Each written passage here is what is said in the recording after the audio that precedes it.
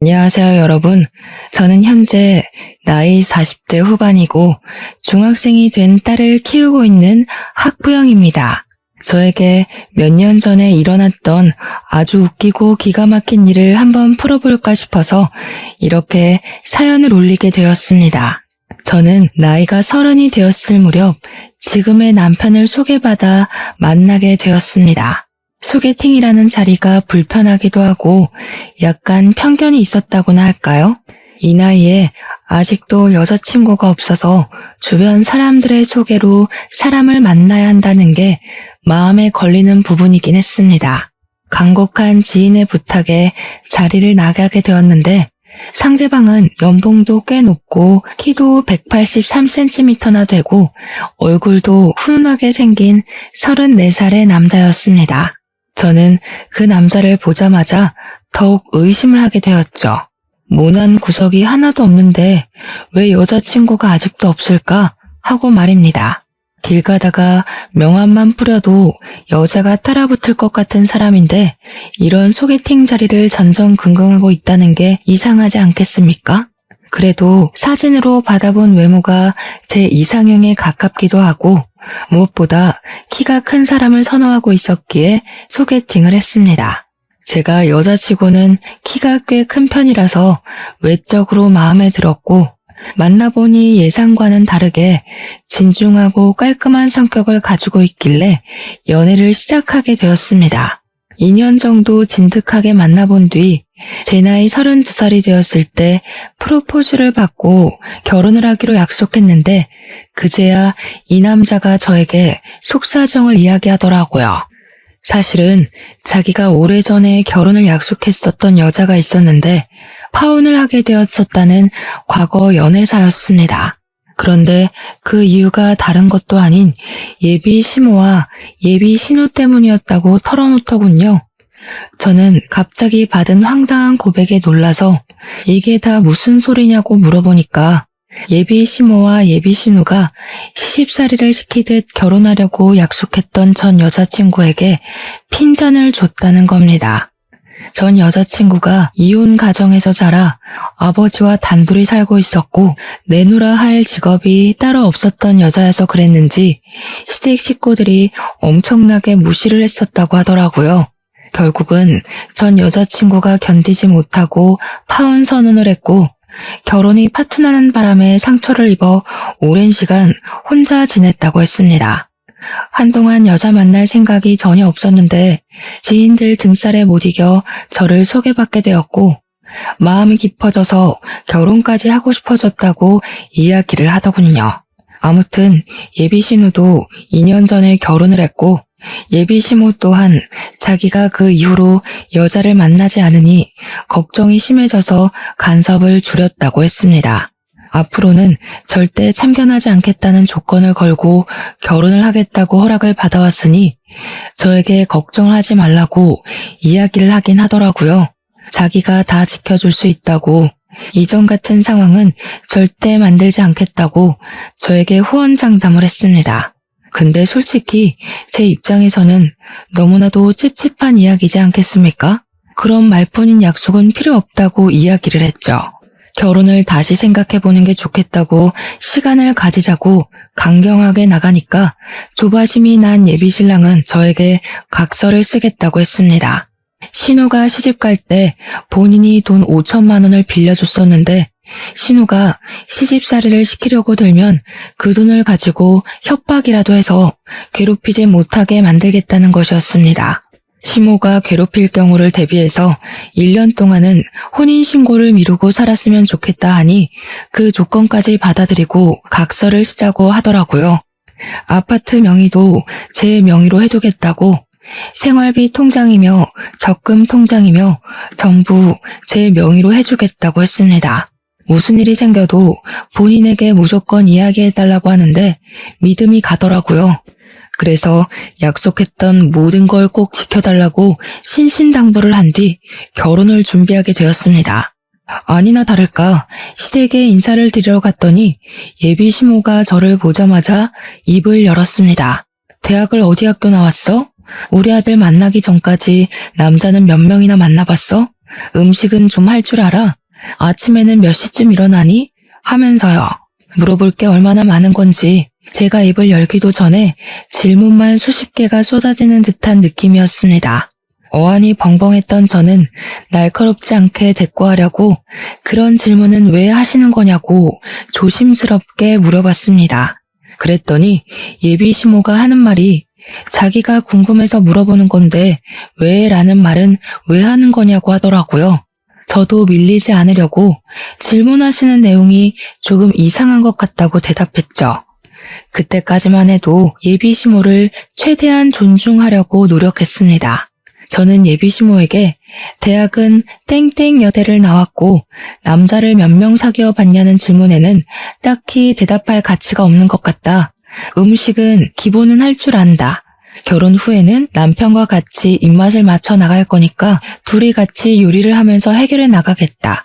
평일 아침에는 출근 시간 맞춰서 일어나고 주말에는 늦잠을 잔다고 시모의 질문 속도에 맞춰 쏟아내듯 이야기를 했습니다. 그러니 예비 시모는 한술 더 떠서 대학은 마음에 드니까 합격. 근데 남자 관계는 마음에 썩 안 드네? 하시더라고요. 제가 아무 소리 안 하고 가만히 있으니까 저를 빤히 보더니 근데 왜 음식을 우리 아들이랑 같이 하겠다는 거니? 하시는 겁니다. 그래서 저도 속으로 더 이상 대우를 해줬다가는 내가 말리겠다 싶어서 웃으면서 대답했죠. 그럼 어머님이 같이 해주시게요? 매일 저녁마다 저희 집으로 오셔서 반찬 해주시는 거예요? 했더니 시모가 끙 하시면서 아무 말도 못 하시더라고요. 저한테 주말에도 일찍 일어나라고 하시면서 시댁에 게으름 피우면 안 된다고 평일이랑 똑같이 일어나라고 말도 안 되는 트집을 잡더라고요. 알겠다고 대신 남편이랑 같이 아침부터 일찍 일어나서 운동도 하겠다고 했더니 자기 아들은 피곤해서 주말에는 쉬어야 한다고 호들갑을 떨더라고요. 저도 일하는 사람인데요. 그럼 저도 쉬어야 하지 않을까요? 자기야, 우리 주말에는 배달 음식 시켜 먹으면서 좀 쉬자 했죠. 제가 평소에 되바라진 애는 절대 아닌데 남편이 시댁에 방문하기 전에 저에게 언지를 했던 내용이 있었잖아요. 고부간의 갈등이라든지 시집살이라든지 거기다가 자기가 무조건 제 편을 들어주겠다고 각서까지 썼으니까 뒤는 보지도 않고 일단 지른 거죠. 속으로 이렇게까지 이야기해도 되나 싶긴 했지만 가만히 있으면 우습게 볼 것 같더라고요. 일부러 더 되바라진 척 해가면서 할 말 다 하고 나니까 속은 엄청 시원했습니다. 시모랑 어영부영 대치하는 상황에 뒤늦게 그 자리에 예비 신우가 왔습니다. 저를 현관 입구에서부터 아래 위로 쓱 한번 훑어보더니 어머, 이 아가씨가 결혼한다던 그 아가씨야? 하더라고요. 제가 그냥 안녕하세요 하고 인사를 하니까 예비 신우가 잘 됐다면서 안 그래도 자기가 시모 용돈 문제로 할 말이 있었다고 하는 겁니다.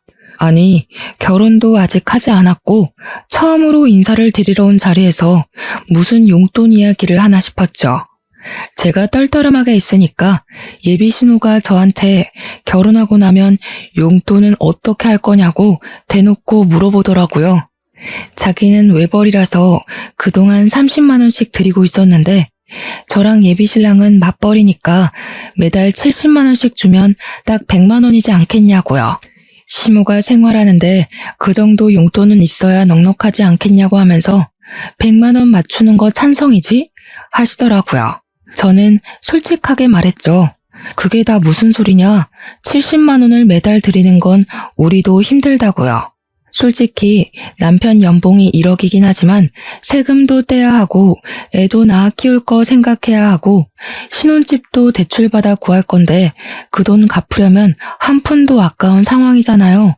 돈 나갈 일이 한두 가지가 아닌 마당에 매달 70만 원씩 눈 뜨고 코 베인다고 생각하니 몸서리가 쳐지더군요. 그런데 그때 딱 구세주처럼 예비 시부가 나타나서는 예비 신우한테 한 소리 하시더라고요. 너네 집은 30만 원 내면서 둘째네는 왜 70만 원 내라고 하냐고요. 둘째네도 맞춰서 30만 원만 내면 되지. 그 정도는 줄 수 있지 않냐고. 거기다가 우리 집만 받아서 되겠냐?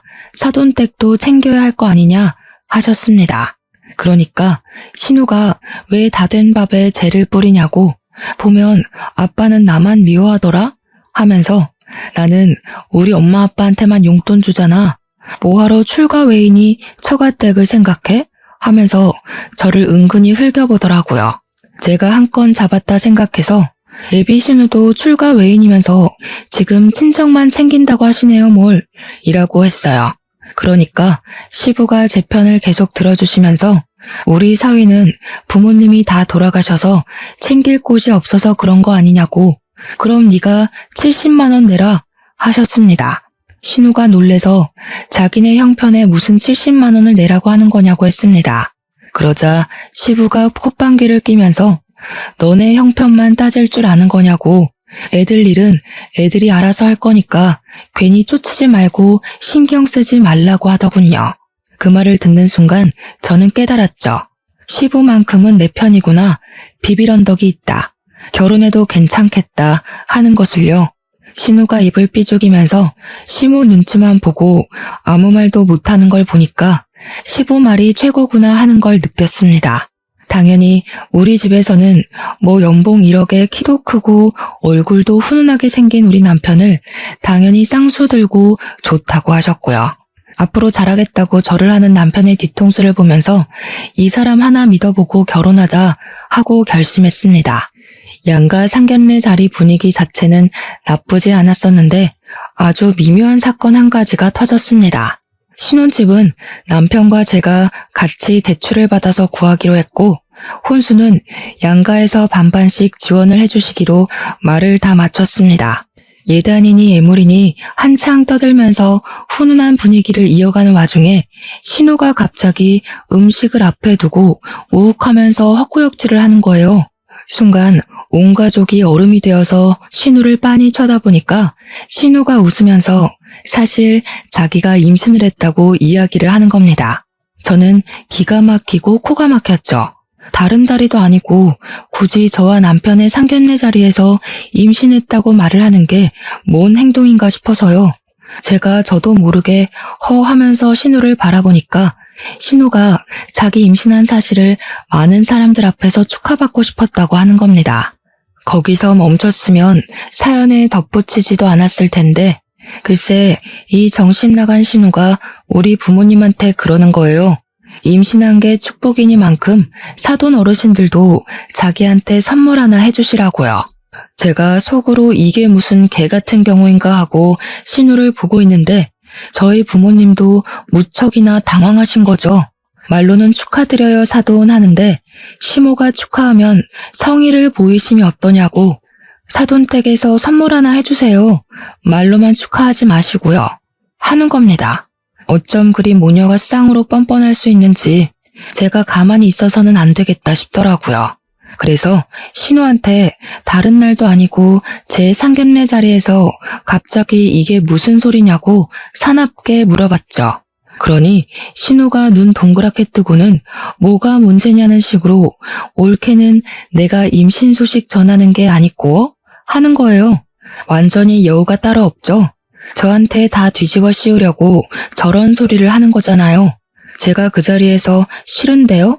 하면 속 좁은 사람이 되는 거고, 축하드려요 하면 꼼짝없이 선물을 바쳐야 하잖아요.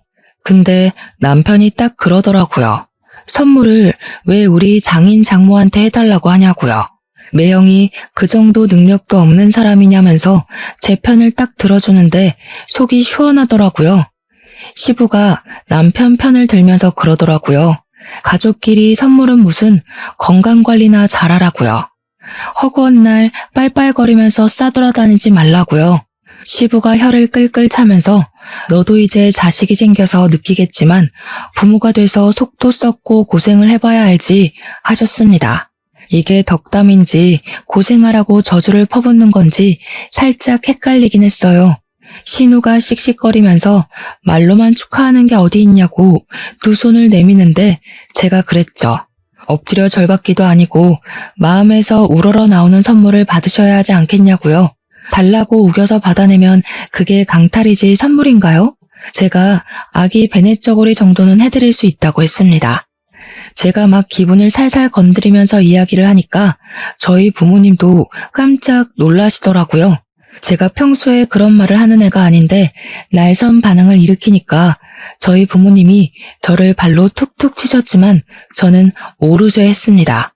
아무튼 신우가 자기는 연말쯤 출산할 예정이라고 하는데 저희가 말을 나눈 결혼식 날짜가 연말이었거든요. 천천히 결혼 준비해서 그쯤 결혼식을 올리면 괜찮겠다 했더니만 신우 출산이랑 겹쳐질 것 같더라고요.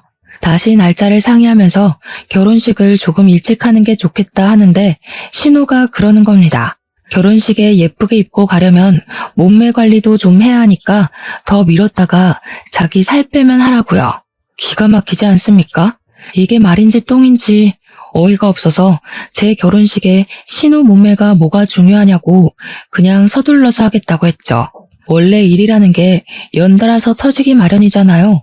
분명 남편이랑 저랑 결혼 전에 피임을 잘하고 있었는데요. 축복이라는 게 갑자기 찾아오게 된 거죠. 제가 임신을 하게 된 것이었습니다. 그래서 예정했던 결혼식 날보다 훨씬 당겨서 결혼식을 올리게 되어 부랴부랴 준비를 하게 되었습니다. 너무나도 급작스럽게 이뤄진 결혼에 양가에서도 개눈 감추듯 결혼식을 올리게 되었다며 조금 서운해하시기도 했죠. 근데 원래는 각서에 결혼하고 나서 1년 동안은 혼인신고를 하지 않기로 했었잖아요. 아이가 생겨서 혼인신고를 하긴 해야 할 것 같은데 당장 하기에는 또 마음에 걸리고 남편과 상의 후에 아이 낳기 전에 혼인신고를 하자고 약속을 하게 되었습니다. 저의 출산일은 다음 해 2월이었어요. 배가 나오기 전에 식을 올려야 한다고 생각을 했기에 천천히 여유를 가지고 준비하려고 했던 결혼식을 2달 만에 준비했고 저는 임신 4개월째에 결혼식을 올리게 되었습니다. 시댁에서는 겹경사라고 손주가 2이나 생긴다면서 엄청나게 좋아하셨고요. 저는 임신을 해서인 건지 결혼하고 나서 엄청난 간섭과 시집살이에 시달릴 거라 생각했던 것과는 반대로 걱정할 일은 전혀 없었습니다. 시모도 그렇고 신우도 그렇고 임신을 해서 그런 건지 트집 잡는 걸 딱 멈추셨거든요. 시댁에는 제사할 것도 딱히 없었고 명절에도 딱 하루만 시간 내서 같이 보내고 집으로 각자 돌아가는 그런 시기였습니다. 그래서 명절에도 뭐 밥을 한다거나 벌초를 간다거나 하는 일이 없었죠. 그렇게 시간이 흐르고 흘러서 12월이 되어 신우는 건강하게 아들을 출산하게 되었고요. 저도 그 다음 해에 2월에 아들을 출산을 했습니다. 건강하고 뽀얀 우리 아들을 보면서 정말 남편과 끌어안고 얼마나 울었는지 모르겠습니다.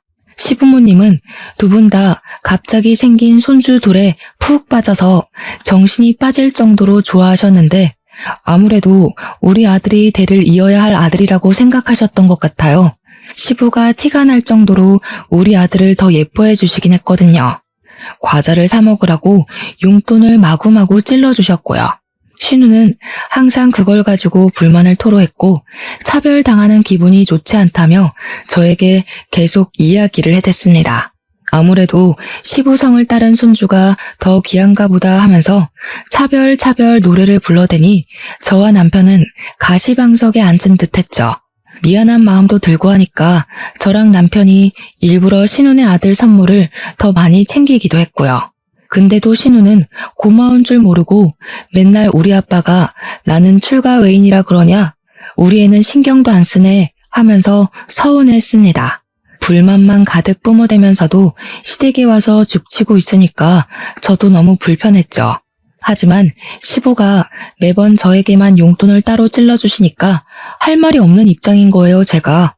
그렇게 시간이 흐르고 흘러서 3년쯤 흘렀던 어느 날 시부가 갑자기 우리 아들에게 뭐 필요한 거 없냐고 물어보시더라고요. 곰곰이 생각을 해보니 이제 슬슬 책이나 교구 같은 걸 사줘야겠다 하고 마음을 먹었었거든요. 가격이 꽤 나가서 고민 중이었는데 시부가 물어보니까 냉큼 동화 전집이랑 교구 같은 게 있었으면 좋겠다고 이야기를 했죠. 근데 통도 크게 120만 원짜리 교구 세트를 주문을 해주신 거예요. 저한테 자기가 후기 100개도 넘게 보면서 고른 거라고 하시는데 너무 마음에 들었죠. 시부한테 몇 번이나 감사합니다, 감사합니다 하고 친구들에게 자랑하고 싶어서 SNS에 딱 올렸는데 그걸 신우가 봐버린 거죠. 네, 제가 멍청했다는 거 잘 알고 있습니다. 하지만 신우랑 저랑 친구가 아니라서 염탐하고 있는 줄은 생각도 못했어요. 신우가 난리를 치면서 우리 아빠가 사줬다고? 나는 그런 거 사주지도 않았는데 왜 올케한테만 사줘? 하더라고요. 그러면서 저한테 우리 아빠가 사준 거니까 나눠 쓰자고 하는데 제가 할 말이 없어서 알겠다고 했죠. SNS에 올리지만 않았어도 이런 일이 없었을 텐데 제 팔자 제가 꼰 거 아니겠습니까? 필요한 거 있으면 빌려가시라고 이야기를 했더니 신우가 당장 와서는 몇 가지 교구를 들고 가더라고요. 그런데 짜증나는 게 신우가 빌려갔다 하면 함흥차사인 겁니다. 돌려줘야 하는데 돌려주지도 않고 빌려가기만 잔뜩 빌려가고요. 제가 신우가 뭘 빌려갔는지 하나하나 체크를 해놨었거든요. 근데 한 10개 빌려가면 돌아오는 건 7, 8개밖에 없는 겁니다. 도둑놈도 아니고 빌려달라고 할 때마다 빌려줬는데 왜 들고 오지를 않는 건지. 거기다가 낙서 같은 것도 해오고 잘 떨어지지도 않는 스티커를 잔뜩 붙여오기도 하고요. 아무리 가족이라지만 남의 것인데 깨끗하게 다룰 생각은 안 하고 일부러 더 저러는 것 같았습니다. 당연히 저도 참지 않고 신우한테 막 뭐라고 했죠. 빌려간 건 10개인데 오는 건 왜 7, 8개밖에 없냐? 이 낙서들이랑 스티커는 다 뭐냐? 우리 아이 교구랑 책에다가 왜 조카 이름을 적어두냐고요. 자기 것인 거 마냥 이름 적어두는 건 진짜 선 넘는 일 아닌가요? 너무 열이 받더라고요. 한번 빌려가면 상태가 너무 최악이 되어서 돌아오니까 우리 아들이 속상해한다고 집에 있는 거 전부 깨끗하게 닦아서 돌려달라고 했습니다. 그러니까 신우가 저한테 나를 세우면서 하는 말이 우리 아빠가 사준 걸로 지금 생색내는 거냐고, 애들이 놀다 보면 그 정도 흠집은 나는 거 아니냐고 하더라고요. 저한테 더럽고 치사해서 돌려준다고 신우 집에 있던 교구들을 죄다 돌려주는데 진짜 하나같이 정상인 물건이 없었습니다. 책도 너덜너덜하고 교구들은 망가지고 부러지고 쓰레기가 따로 없었습니다. 신우가 우리 집에 획 던지더니 제가 또 한 소리 할까봐 서둘러서 조카 데리고 도망치듯 가더라고요. 문제는 그날 밤에 우리 애가 난리가 났죠. 왜 그러냐고 물어보니까 빠방이 하더라고요. 우리 아이가 애착 물건으로 여기는 자동차 장난감 하나가 있었는데 그 장난감이 사라지고 없는 거예요. 집에 방문했던 사람이 신우랑 시조카밖에 없었으니까 신우에게 전화를 걸었더니 모르겠다면서 딱 잡아떼더라고요. 제가 시조카가 들고 간 것 같으니까 집을 좀 찾아봤으면 좋겠다고 했죠.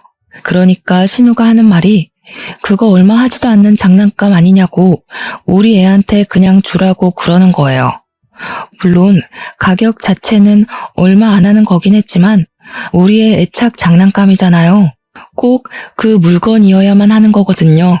열받아서 신우한테 새 거 하나 사줄 테니까 집에 들고 간 건 돌려달라고 이야기를 했더니 신우가 약을 올리는 거예요. 뭘 새 걸 사주냐고, 우리 애도 이게 마음에 드는 것 같은데 너네가 새 거 써, 이래요. 아니 도둑도 아니고 자기가 들고 가놓고 처음에 모른 척하면서 없다고 잡아뗀 건 뭐냐고요, 환하게. 다음날 시부가 오랜만에 밥 먹자고 불러서 시댁에 가기로 했는데 속으로 완전히 벼르고 있었습니다. 시댁에 도착해서 시부랑 시모 다 있는 데서 신우한테 손 딱 내밀고 우리의 장난감 돌려주라고 했죠. 그러니까 신우가 인상을 팍 쓰면서 아니 아직도 장난감 타령을 하고 있냐고 하는 겁니다. 그거 뭐 하면 얼마나 한다고 그냥 우리의 주라고 하지 않았냐고 신우 말이 웃음냐면서 으르렁거리더라고요. 제가 어이가 없어서 신우를 향해 싸늘하게 이야기를 했죠. 신우, 지금 조카를 도둑 새끼로 키우려고 그래요? 남의 물건을 몰래 훔쳐갔으면 신우라도 정신 차리고 돌려주라고 해야 하는 게 맞지 않아요? 그러니까 신우도 삿대질을 하면서 너 지금 뭐라 그랬어? 하고 시모도 어머어머 하면서 난리가 났더라고요. 어디 신우한테 그런 말버릇을 하고 앉아있냐면서 세상 말세다 하는데 시모를 째려보면서 한술 더 떴죠 제가. 어머님은 조용히 있으세요. 우리 집에 물건 주러 와놓고는 훔쳐갔다고요. 아니 옳게 무슨 말을 그렇게 해? 애가 마음에 들어서 가지고 온 걸 가지고 도둑이니 뭐니 말이 너무 심한 거 아니야? 말이 심하다고요? 조카를 그렇게 키우면 애가 나중에 도둑밖에 더 되겠어요? 마음에 들어서 가지고 온다니 그게 어느 나라 법입니까 도대체? 돌려주세요 그 자동차. 와 옳게 무섭다 정말. 그거 얼마나 한다고 치사하게 군다? 치사하다고요? 신우가 가져가서 쓰레기로 만들어온 교구가 한두 개인 줄 아세요? 아버님이 사주신 교구의 반 이상을 신우가 가져가서 쓰레기로 만들어 왔잖아요. 빌려갔으면 곱게 돌려줄 줄 알아야지. 죄다 망가뜨리고 부러뜨리고. 우리 애는 한 번도 써보지 못한 교구도 있어요. 그러자 시모가 교구는 무슨 교구? 하면서 은근히 끼어들더라고요. 신우는 여기서 왜 그런 소리까지 하냐면서 괜히 부채질하고 있고요. 이때다 싶어서 시부모 다 있을 때 확 그냥 터뜨려버렸죠. 시부가 저희 아이를 위해 사주신 건데 정말 너무 속상했거든요. 아버님이 저희 아이 쓰라고 사주신 교구가 있는데 그걸 알게 된 신우가 난리를 쳤어요. 애 차별하는 거냐고. 왜 우리 아들만 사주냐고 난리를 치길래 저도 죄송해서 같이 나눠 쓰자고 했죠. 빌려주면 갖다 주기로 했으면서 빌려가기만 하고 가져다 주질 않더라고요. 돌려줘도 낙서해두고 찢고 망가뜨려서 주고요. 도대체 조카 이름은 왜 적어두는 거예요? 우리 아이 건데? 그 말이 끝나기 무섭게 시부가 버럭하면서 신우한테 너 그게 진짜야? 하더라고요. 그러면서 뒤이어 나온 말은 저를 경악에 물들게 했습니다. 너 내가 교구 사준다고 했을 때 네가 네 입으로 뭐라 그랬어? 그런 거 다 쓸모없다고. 애 장난감 사는 게 더 시급하다고 하면서 100만 원짜리 전동차 같은 거 사달라고 해서 사줬잖아. 내가 며느리한테 120만 원짜리 교구 사준 거 알고 나서는 눈에 불을 켜고 달려들어서 현금으로 20만 원도 받아가 놓고는. 그러니까 시부한테 받은 건 입을 싹 씻고 저한테 차별하면서 저희 아이 교구만 망가뜨리고 있었던 거죠. 어떻게 사람의 탈을 쓰고 저런 짓을 아무렇지도 않게 하는지 기가 막혀서 신우한테 저게 다 사실이냐고 이야기를 했어요. 신우도 지금 받아놓고 나한테 빌려주기 싫어서 입을 싹 씻은 거냐고 막 달려들었습니다. 그러니까 신우가 당황해하면서 교구를 같이 쓰자고 한 건 옳게 아니냐면서 자기가 뭘 잘못했냐고 하대요. 저도 신우한테 그럼 조카의 전동차를 빌려달라고 당당하게 요구를 했더니 신우가 그건 우리 애가 너무너무 좋아하는 거라 없으면 안 된대요. 신우도 지금 우리 아들 액착 장난감 들고 가서는 안 돌려주는 거 아니냐고, 내가 하면 로맨스고 남이 하면 불륜이냐고 물어봤죠. 그러니까 자기도 할 말이 없는지 입을 꾹 닫고 가만히 있더라고요. 우리 남편이 조용히 정색하고 있다가 갑자기 문 밖에 세워진 애들 타는 자동차 같은 거, 그게 아빠가 사준 거냐고 시부한테 묻더라고요. 시부가 맞는다고 고개를 끄덕이니까 현관문을 벌컥 열더니 그 자동차를 냅다 드는 겁니다. 그게 꽤 무거울 텐데 번쩍 들더니 차 문 열으라고 트렁크에 싣고 가자고 하는 거예요.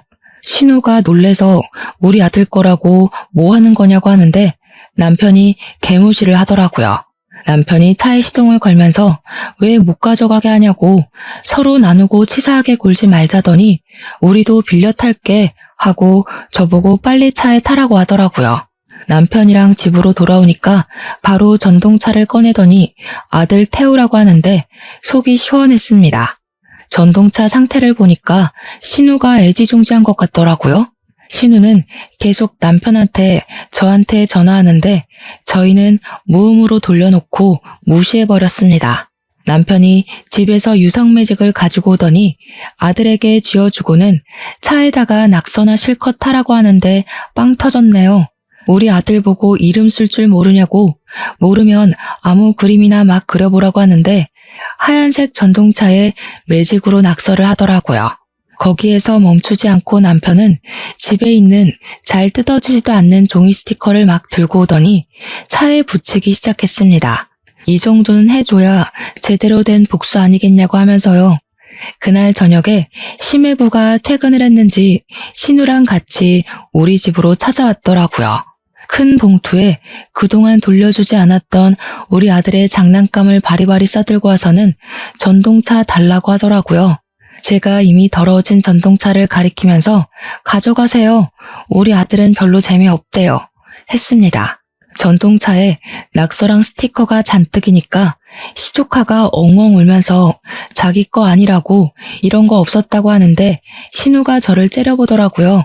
꼭 이렇게까지 치사하게 굴어야 속이 시원하겠냐고 이야기를 하는데 저도 신우처럼 눈 동그랗게 뜨고 모른 척 했습니다. 제가 뭘 어쨌냐고. 신우도 우리 아들 거 이렇게 다루길래 저도 그래도 되는 줄 알았죠 하면서 눈치 없는 사람처럼요. 심해부는 우리 부부에게 아무 소리도 하지 못하고 전동차를 낑낑 들고 집에 가자고 신우랑 시조카를 데리고 가더라고요.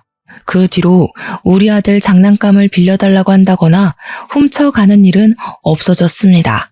하지만 그 이후에도 몇 번의 비교질이 있긴 있었습니다. 하지만 저는 모든 사실을 다 알게 되었죠.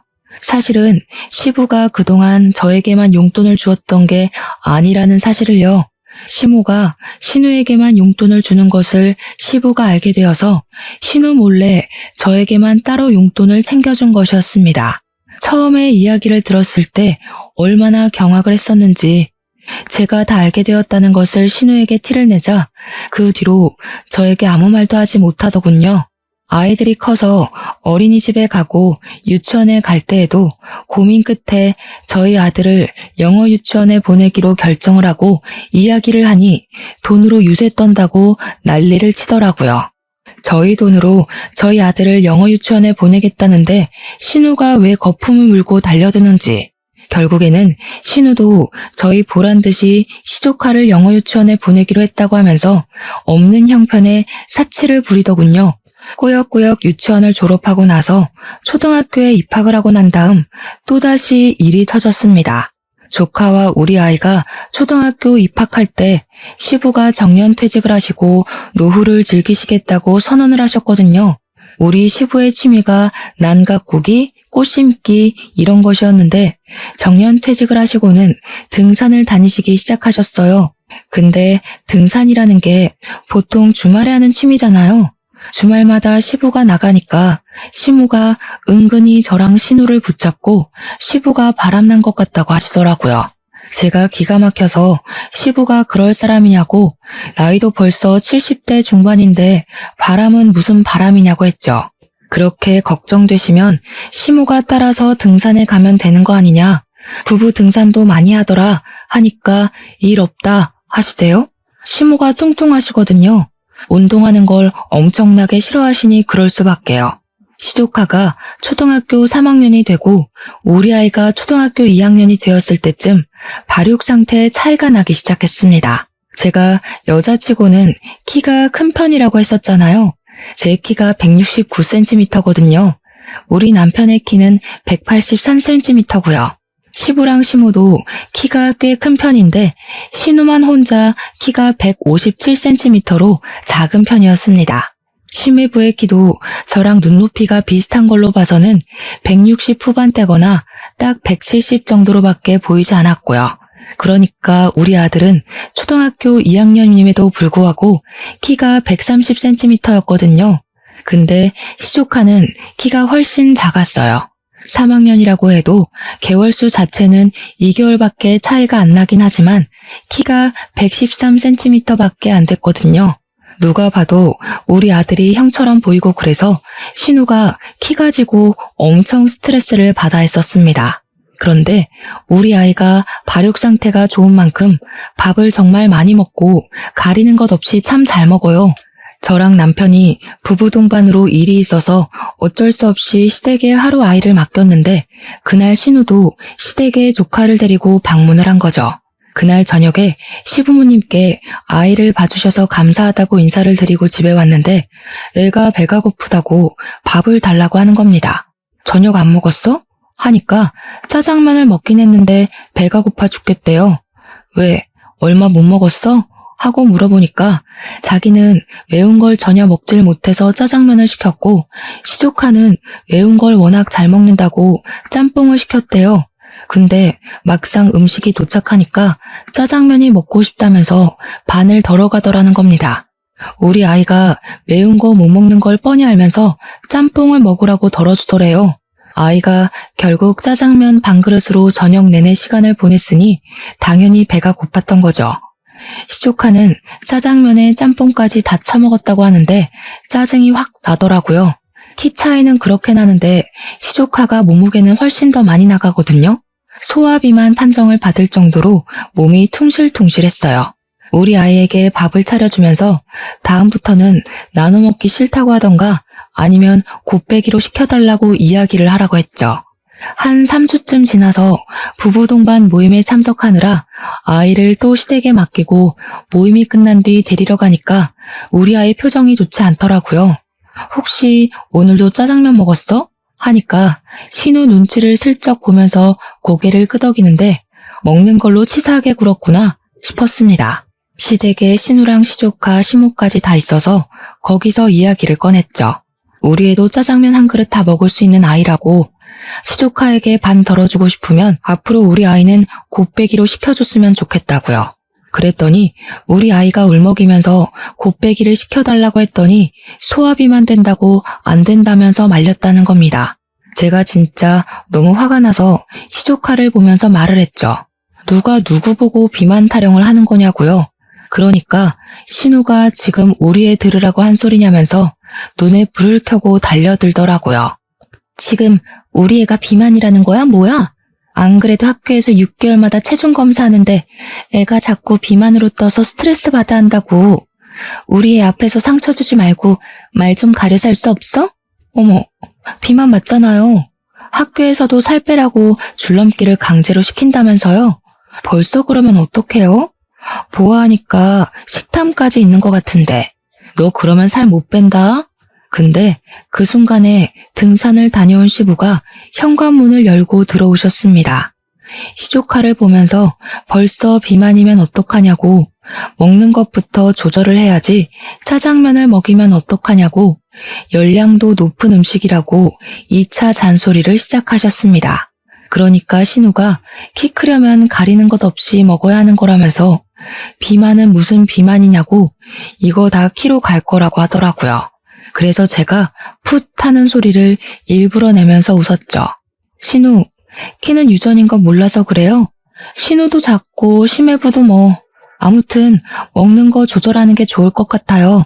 거기다가 운동을 해야 애 키가 클 텐데 이야기 들어보니까 주말 내내 시댁에서 휴대폰만 본다면서요? 그것도 누워서요.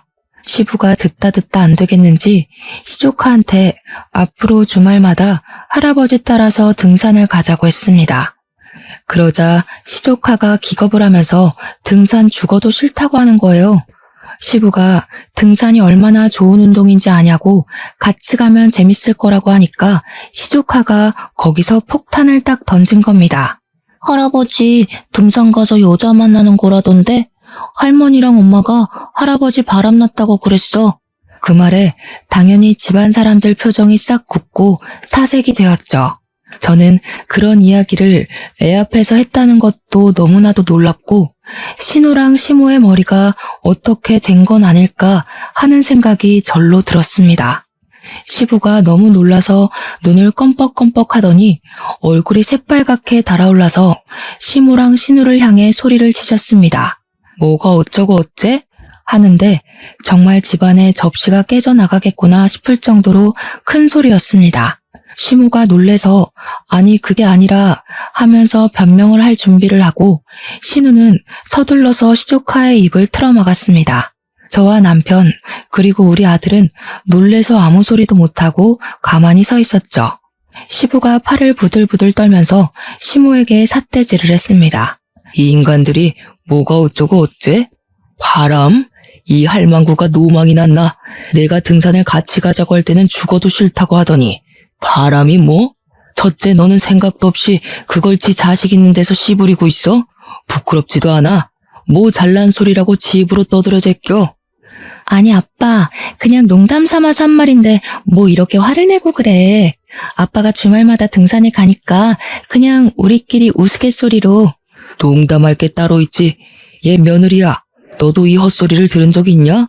시선이 전부 저한테 한데 모였는데 이때다 싶은 마음도 슬쩍 들더라고요.